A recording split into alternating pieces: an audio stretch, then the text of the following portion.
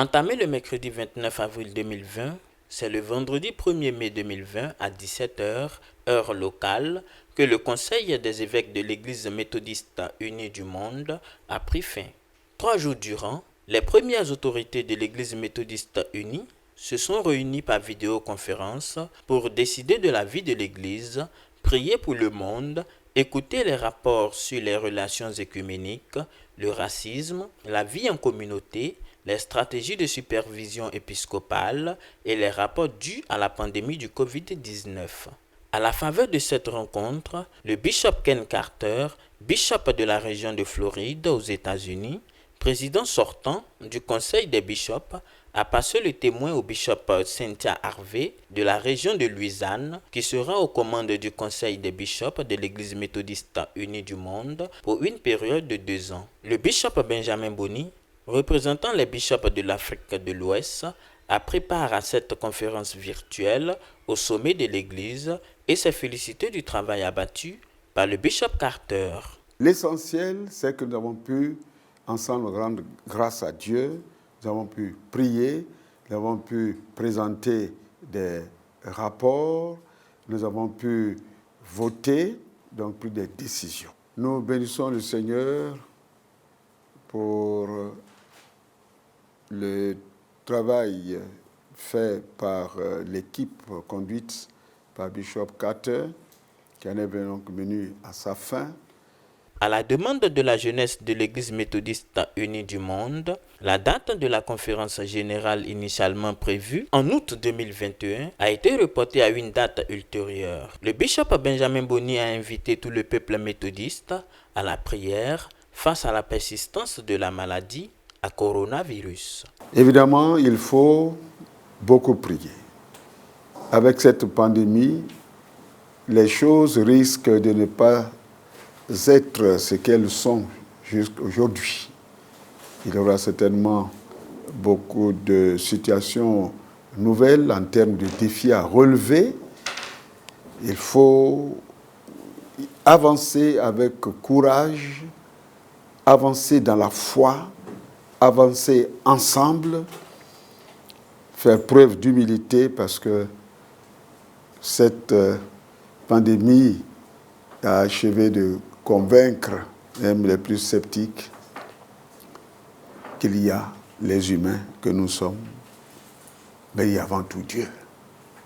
C'est extrêmement important. Il faut donc qu'avec humilité, nous plions les genoux devant le Seigneur pour avancer. De nombreux défis restent encore à relever et comme l'a mentionné la nouvelle présidente du Conseil des bishops, Cynthia Harvey, le chemin à parcourir est inconnu, mais le Seigneur Jésus-Christ est passé par là et Dieu s'y trouve déjà. 127 bishops et membres de la commission d'organisation de la conférence générale ont participé à ce Conseil des bishops de l'Église méthodiste unie du monde.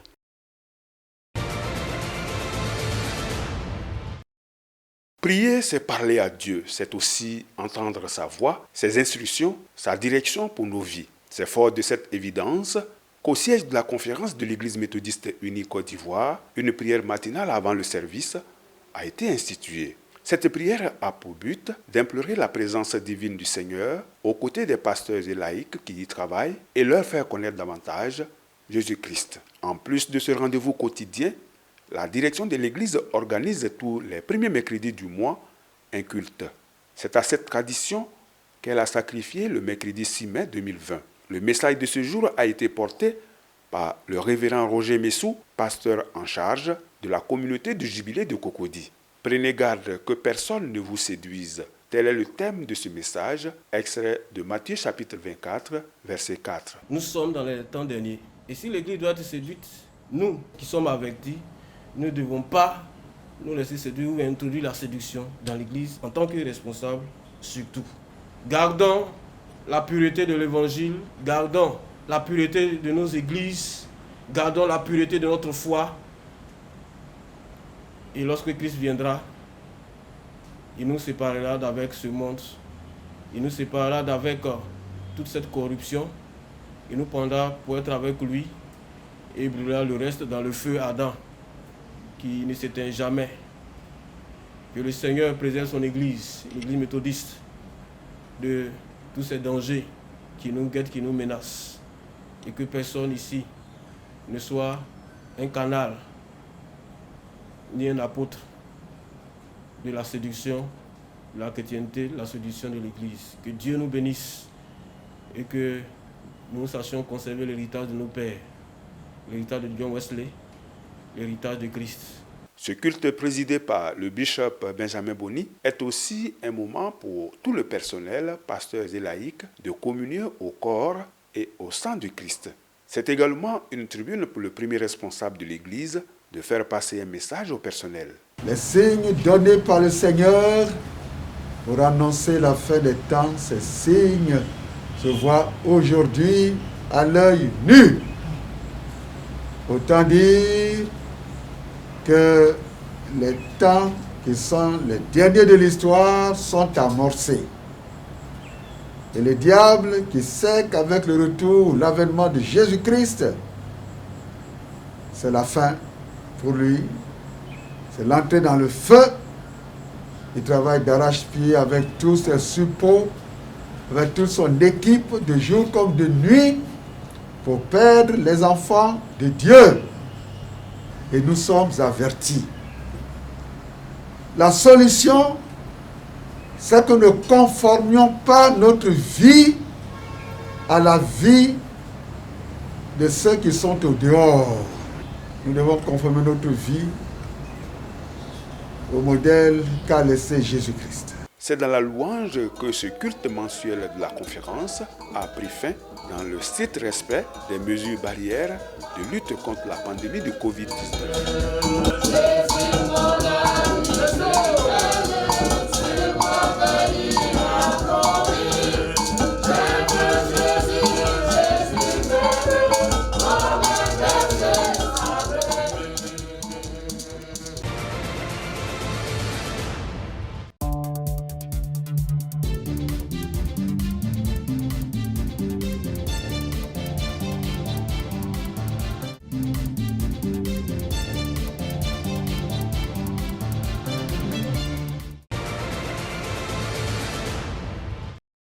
Faire connaître la maladie à coronavirus par les praticiens, leur apprendre les bonnes pratiques de protection pour qu'ils soient mieux armés à faire la sensibilisation dans leur environnement immédiat, tel est l'objectif de la formation des formateurs organisée le jeudi 30 avril dernier par la Direction générale de l'hôpital méthodiste de Dabou en collaboration avec son partenaire américain, le GBGM.